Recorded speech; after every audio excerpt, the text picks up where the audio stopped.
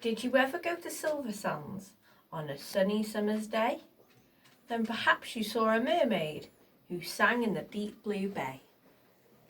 She sang to the fish in the ocean, to haddock, to hike, the ling, and they flashed their scales and swished their tails to hear the mermaid sing. And sometimes the singing mermaid swam to the silver shore.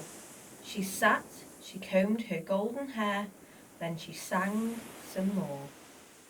She sang to the cockles and the mussels, she sang to the birds on the wing, and the seashells clapped and the seagulls flapped to hear the mermaid sing. When Sam's sly circus came to town, Sam took a stroll by the sea. He heard the mermaid singing and he rubbed his hands with glee. He said, "I can make you famous. I can make you rich," he said. "You shall swim in the pool of marble and sleep on a fine feather bed. You shall sing for the lords and the ladies. You shall sing for the queen and king. And the young and old will pay good gold to hear the mermaid sing." "Don't go," cried the seagulls, and the seashells warned, "He lies." But the mermaid listened to old sly Sam and smiled as she waved goodbye.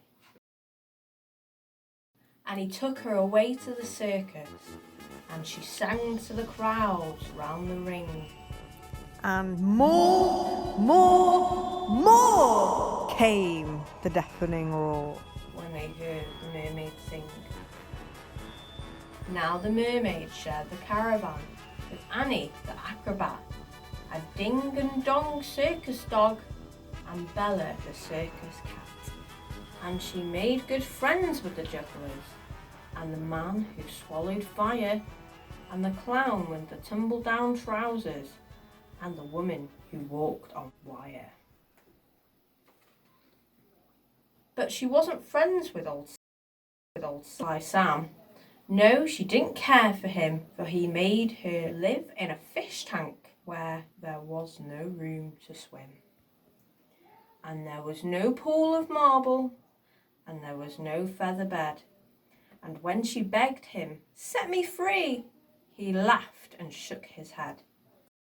All summer long the circus toured, all autumn, winter and spring, and many of the crowds cheered long and loud to hear the mermaid sing.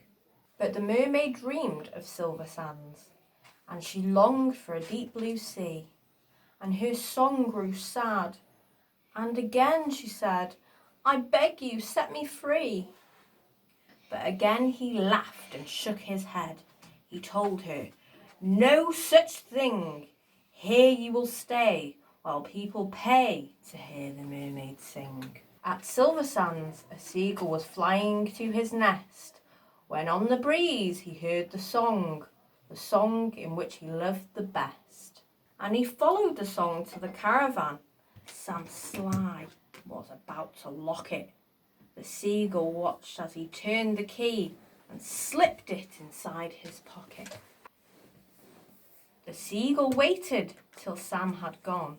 Then he perched on the windowsill and tap, tap, tap at the window. He tapped with his yellow bill.